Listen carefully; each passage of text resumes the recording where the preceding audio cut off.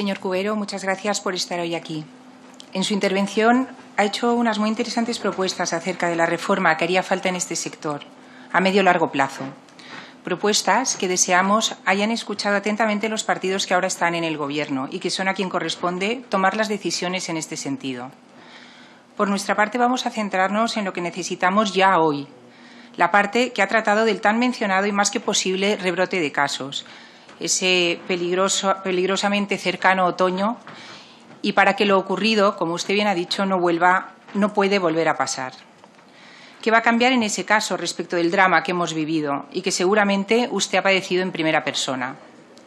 Pide un sistema de alertas tempranas. ¿Se ha avanzado ya en ese sentido? ¿Cómo se va a proceder? ¿Cada comunidad autónoma va a tener un protocolo de actuación o se va a simplificar estableciendo un protocolo único, consensuado por todas las comunidades autónomas? Desde nuestra perspectiva, un protocolo de este tipo debería poder estar consensuado en todo el territorio español, de forma que la vida de un residente extremeño o abulense esté igual de bien protegida que la de un catalán o la de un vasco, por ejemplo. Nuestro grupo parlamentario, desde el primer momento en que se declaró la pandemia, hemos propuesto realizar PCR como medio de atajar la epidemia, empezando por los profesionales sanitarios y sociosanitarios, y todos los casos sospechosos, y los contactos estrechos, y esa estrategia conlleva hacerlos de forma prioritaria y ya mismo a los ancianos de las residencias. ¿Hay algún acuerdo concreto respecto de este particular? Nos interesa saber qué se está haciendo ya ahora y cuál es el plan frente a la posibilidad del rebrote de octubre. También saber si el criterio, una vez más, va a ser según la comunidad autónoma o va a haber una directriz nacional que todas las comunidades autónomas deberían cumplir. Otra de sus propuestas es un plan individualizado de contingencia para la atención sanitaria en cada uno de los centros residenciales. Sin duda, cada centro conoce el perfil de sus residentes y puede anticipar qué necesidades pueden surgir en caso de rebrote. ¿Quién se encargaría de elaborar el plan y de ejecutarlo? ¿Quién asegurará que funcione la coordinación entre los diversos actores implicados? ¿Quién va a responsabilizarse? A nivel más práctico y operativo, también nos gustaría saber cuántos enfermos en las residencias de ancianos fueron hospitalizados, cuántos fueron a la UCI, cuántas pruebas PCR se han realizado y también cuál es la proporción de test PCR realizados en los distintos periodos de la epidemia y también ahora. ¿Hay alguna lista oficial de los fallecidos por COVID-19 en las residencias que controla AESTE? ¿Cuántos de los que contrajeron la enfermedad fueron hospitalizados por COVID-19 y a cuántos no se les internó? ¿Qué criterio se siguió? En función de la decisión adoptada, ¿cuál ha sido el resultado? ¿Qué conclusiones inmediatas se pueden sacar que nos sirvan para actuar con agilidad ahora y ante un posible rebrote? También querríamos saber, durante toda esta pandemia, cuántas veces se han reunido ustedes con el vicepresidente Iglesias. ¿Es fluida esa comunicación? Por nuestra parte, tenemos poca confianza en lo que vaya a hacer en este sector. En esta pandemia ha demostrado que no le interesan, pues hemos visto cómo rápidamente, en cuanto ha podido, ha delegado responsabilidades en los servicios regionales de salud, con todas las consecuencias que todos conocemos. A los mayores los llama viejos y ni siquiera se ocupa de ofrecernos, con un mínimo de dignidad, unas cifras de fallecidos reales, porque valora la vida en términos utilitaristas y no en la clave de dignidad que usted muy bien ha expuesto. También nos interesa saber qué opina del modelo nórdico propuesto por el vicepresidente. Desde el Gobierno se habla del problema de las residencias, para poder dar una atención digna a los mayores. ¿No cree que es necesario apostar por medidas con un menor coste y que fomentan la autonomía personal de las personas mayores, retrasando su entrada en las residencias? Y me refiero a los servicios de centros de día, teleasistencia o ayuda a domicilio. Usted bien lo ha expuesto, ¿no? Porque la residencia que más se parece a su propia casa es su propia casa. Usted los ha mencionado, pero nos gustaría si nos puede dar más detalles. Muchas gracias. Hola, buenas, señora presidenta. Buenos días, doctor Barbará. Me llamo Julio Stegman, soy médico hematólogo y reciente diputado por el Grupo Parlamentario Vox. Mire, nosotros, el diagnóstico que nuestro grupo hace es que este no ha sido un problema de la sanidad pública. Usted hace otro diagnóstico.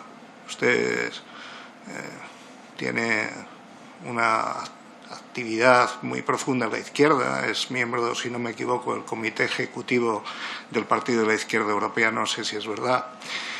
Y ya no, bien. Y bueno, pues ya ha expuesto cuál es su... Y ha hecho un canto a la sanidad pública. Y nosotros... Señora Medel, yo desde aquí le estoy oyendo. Por favor.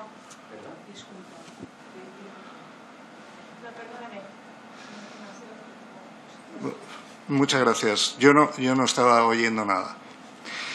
Bien, aunque me lo imagino. Lo que le iba diciendo es que, bueno, pues todos tenemos conflictos de intereses, ¿verdad? Y a lo mejor tenemos que descubrirlos. Y yo le pediría que nos dijese si ha sido asesor al gobierno o al gobierno en algún momento, o su organización. Me ha llamado la atención un hecho, y es que ¿cómo ha convivido usted, siendo consejero del Hospital Municipal de Badalona, que creo que lo ha sido usted, que es un hospital privado, cómo ha vivido esa dicotomía en cuanto, es decir, supongo habrá hecho lo posible por apartar la gestión pública de este hospital privado a lo largo de su trayectoria? Entonces, me gustaría saber cómo ha sido esa dialéctica. Bien. Luego, por otra parte, le estaba diciendo antes de que inadvertidamente se me ha interrumpido, es que nuestro diagnóstico es que lo que ha fallado es el sistema de vigilancia de salud pública exterior. Es decir, la frontera microbiológica.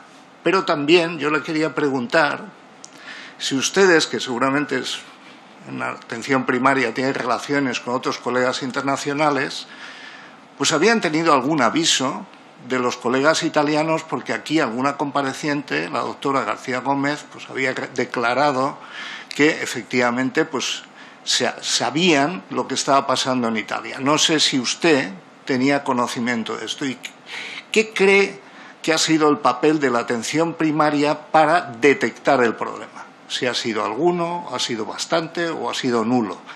Particularmente creo que ha sido nulo, porque creo que la responsabilidad ha sido fundamentalmente el Gobierno, que es el que tiene las competencias en sanidad exterior. De hecho, usted ha dicho al Triangle, no sé si lo pronuncio bien, dice: obviamente el Gobierno no preveía la magnitud de la tragedia y ha reaccionado a trompicones, pero siempre un paso demasiado tarde. Se lo digo porque el profesor López Acuña ha dicho que la OMS tenía que haber declarado la pandemia 7 días antes. Eso lo ha dicho. Entonces, está publicado. Y eso, según FEDEA, nos hubiese ahorrado un 60% de fallecimientos que todos sentimos, no solamente como españoles, sino también como sanitarios.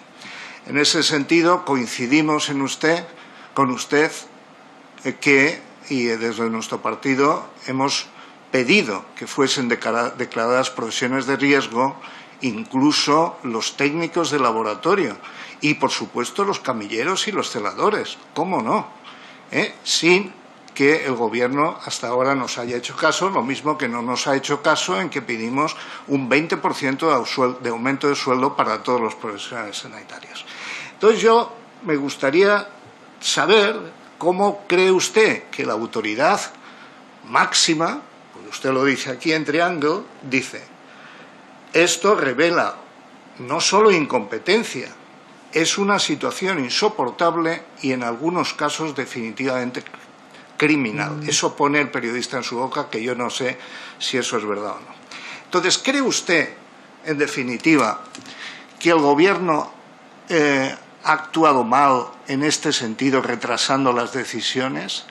¿Cree usted que la atención primaria en un futuro puede ser faro, detector de posibles brotes epidemiológicos? ¿Cómo cree usted que lo tiene que hacer?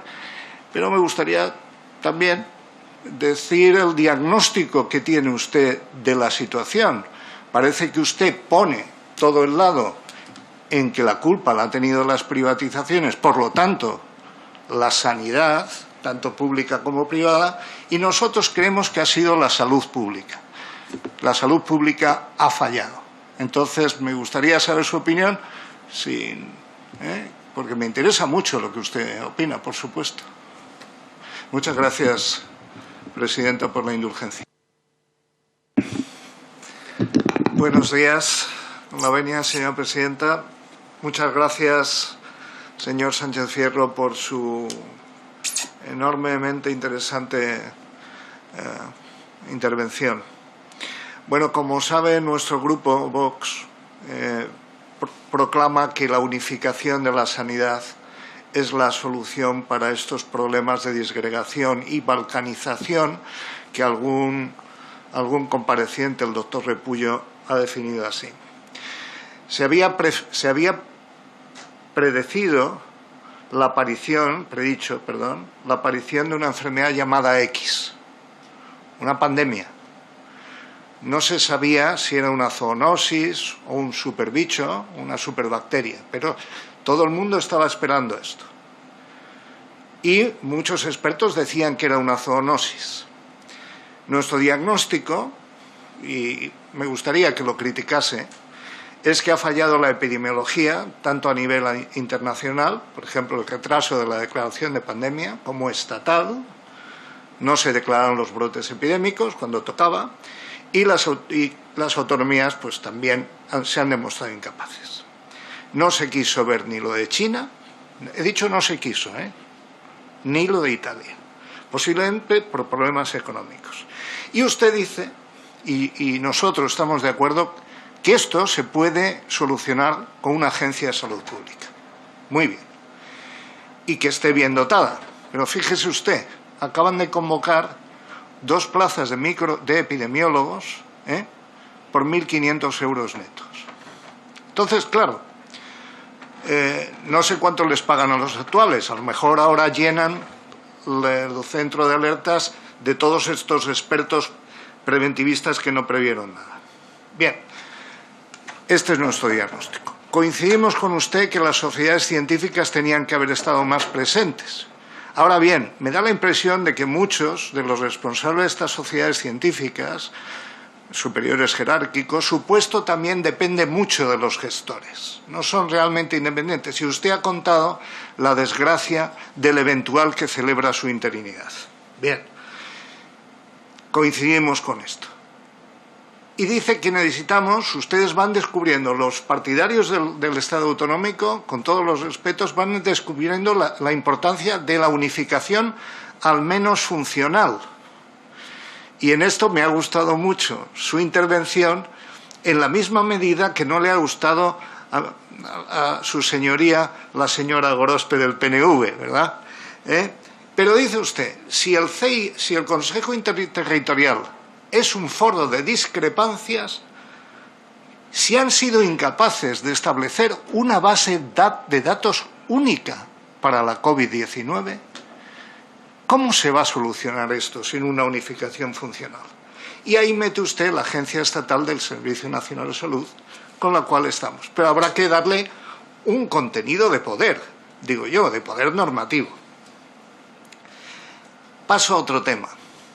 Ha señalado usted lo de los ensayos clínicos y la aprobación de medicamentos. No podemos estar más de acuerdo con usted.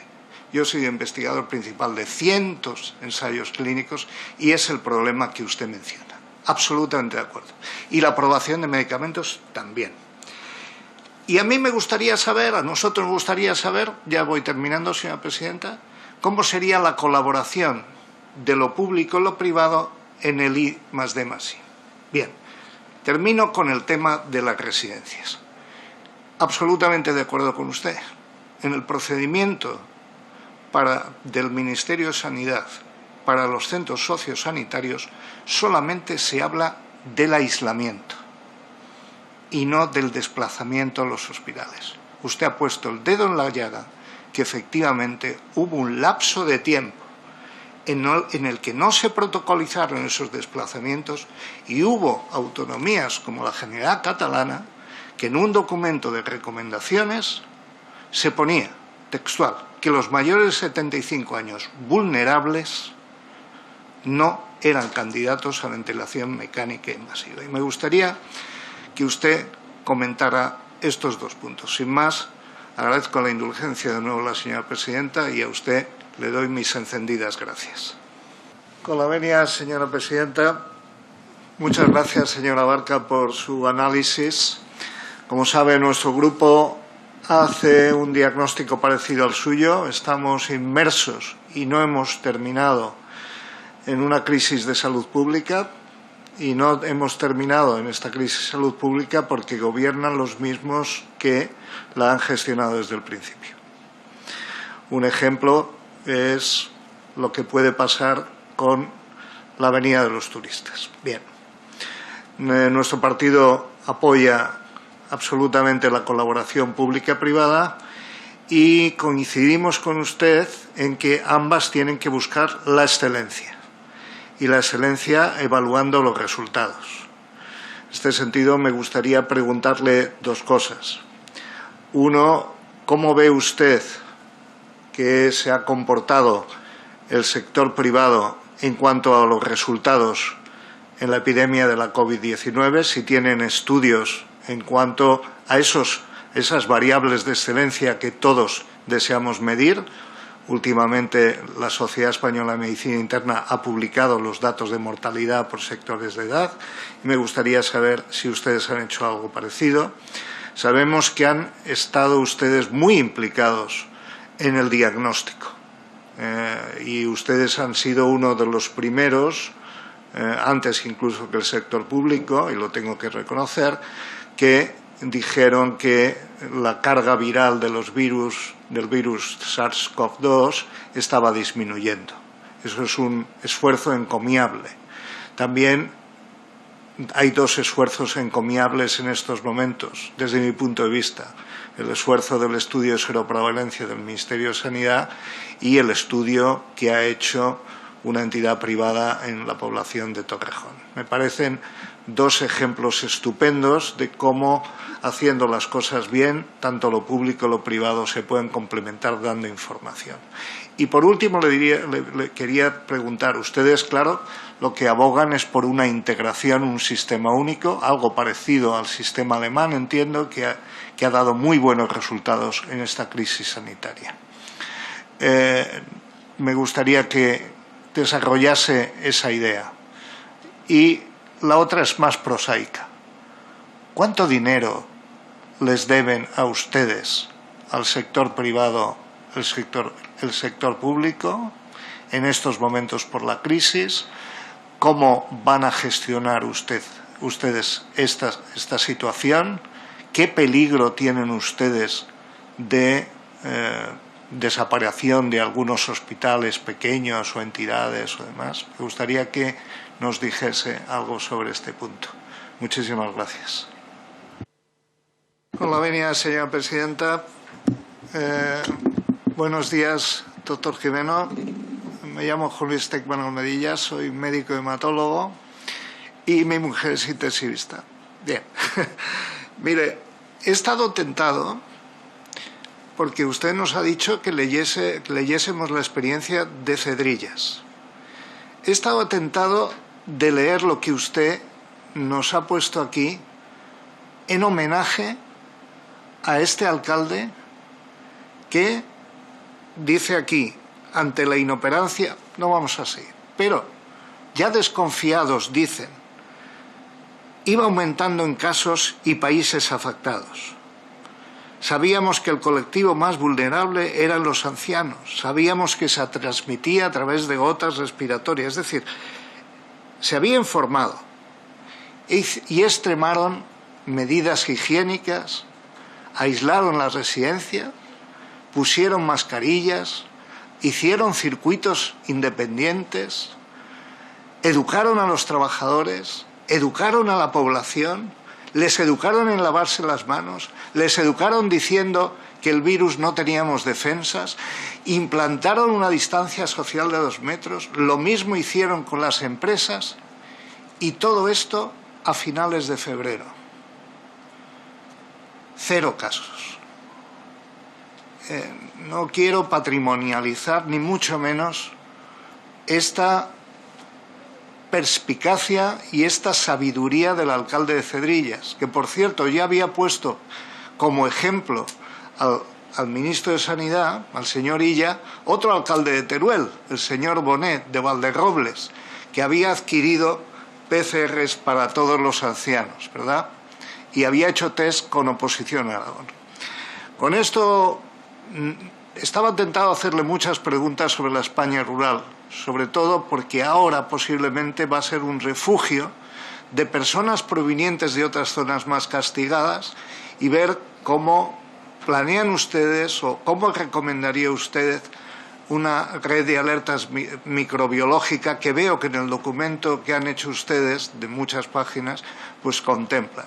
Entonces sirva esta intervención mía, sobre todo como homenaje al alcalde de Cedrillas, como homenaje a los médicos como usted, con tanta vocación, que lo han dado todo y pues bueno, vaya mi admiración y mi gratitud. Y también preguntándole esa pequeña pregunta sobre ahora que existe el peligro, como acaba de surgir de nuevo otro brote en Lombardía, en Italia, de que el flujo migratorio, flujo vacacional, pueda poner en riesgo esa población de la España rural que a todos nos preocupa tanto. Con esto yo termino y muchísimas gracias. Buenos días, doctor López Acuña. Me llamo Juan Luis Tecman Almedillas, soy médico hematólogo y he trabajado en clínica en biología molecular de la leucemia. Lo primero, recibe usted el pésame. Todos tenemos a alguien que ha fallecido, pero no obstante eso no disminuye el dolor. Nosotros creemos que la epidemia sigue. Y de hecho el último Real Decreto dice que hasta que no lo diga el doctor Simón, que se acaba la crisis sanitaria, esto sigue así. O sea que todos los comparecientes más o menos convocados por la izquierda, que son, bueno, pues como usted, grandes profesionales. Yo creo que no puede. No, sí. Bueno, prosigo, ¿verdad? Pues tienen una propuesta que es miremos hacia el futuro. Pero, sin embargo, yo creo que, como dijo Santayana, ¿verdad?, no se lo tengo que repetir. Y cita a Clinton, diciendo building back better. Pero knowing back better probably is the best, lo mejor. Y mire, yo he aprendido mucho de usted porque yo soy hematólogo. Y entonces pues he seguido sus comparecencias. La OMS ya alertó el 14 de enero a las redes hospitalarias del mundo que se preparasen para planes de contingencia. El 26 de enero del 20 hizo unas recomendaciones sobre protección del personal sanitario. Nuestro grupo parlamentario preguntó al Gobierno por qué no las transponía. El 6 de febrero propusimos el cierre de fronteras con China. Y lo hacíamos porque desconfiábamos mucho de la información de China. Y de hecho, el doctor Martín Moreno, compareciente también aquí, lo tiene escrito, que tanto la OMS como China son censurables por haber manejado con opacidad la información. El alcalde de Cedrillas posiblemente tenía que ser nombrado consejero de la OMS, porque él lo tenía más claro. Usted ha dicho, se bajó la guardia y no se tenían planes de contingencia.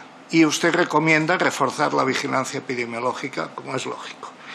Y yo seguí aprendiendo con usted, porque el 31 de enero del 20 dice, siempre hay un margen de interpretación.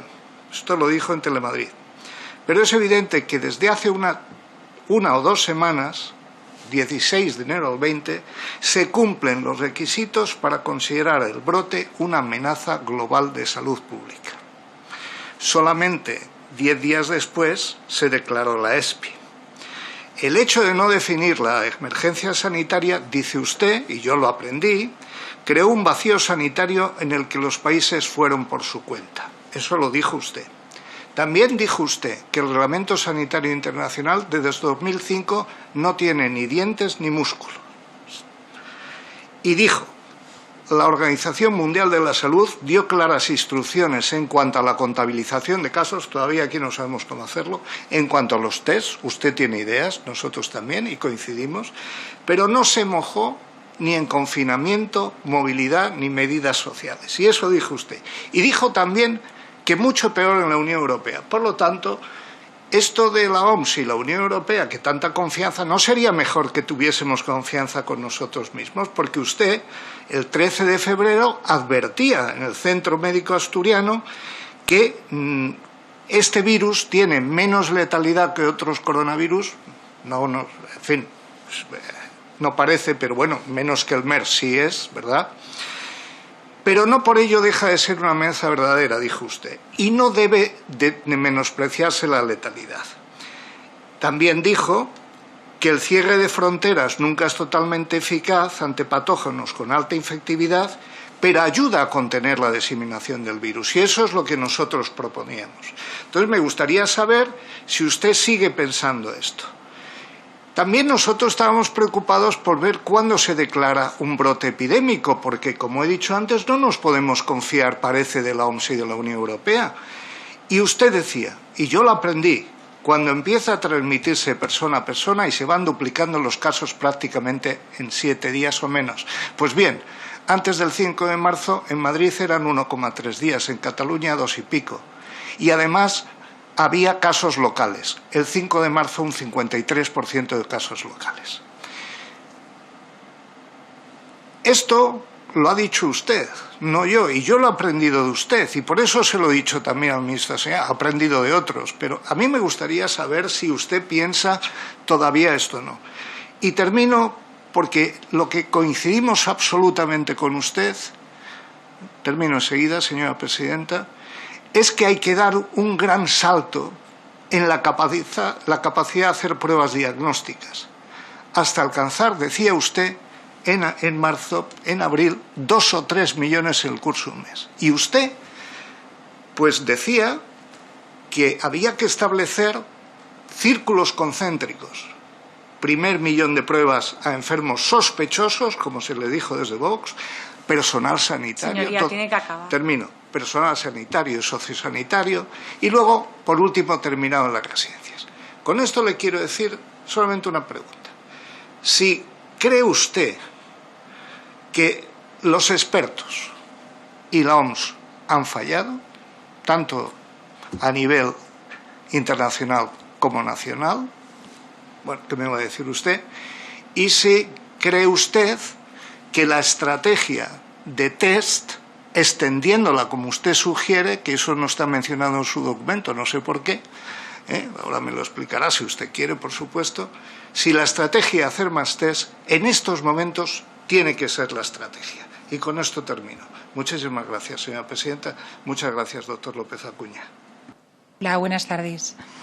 Nuestro grupo reconoce su experiencia y pone en valor el trabajo que hizo usted para afrontar la pandemia de la gripe. Creemos que nos hubiera ido mejor, que eso vaya por delante. Un compareciente invitado a este congreso, el señor Martín Moreno, ha publicado recientemente las siguientes afirmaciones.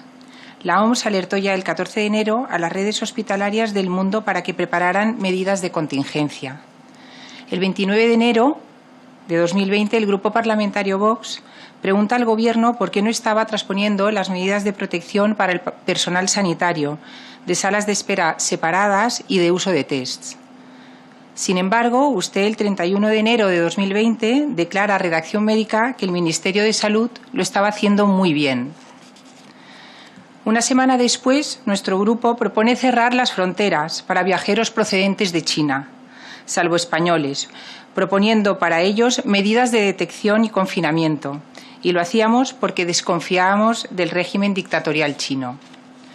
De hecho, el doctor Martín Moreno, compareciente también, aquí tiene escrito que tanto la OMS como China son censurables por haber manejado con opacidad la información.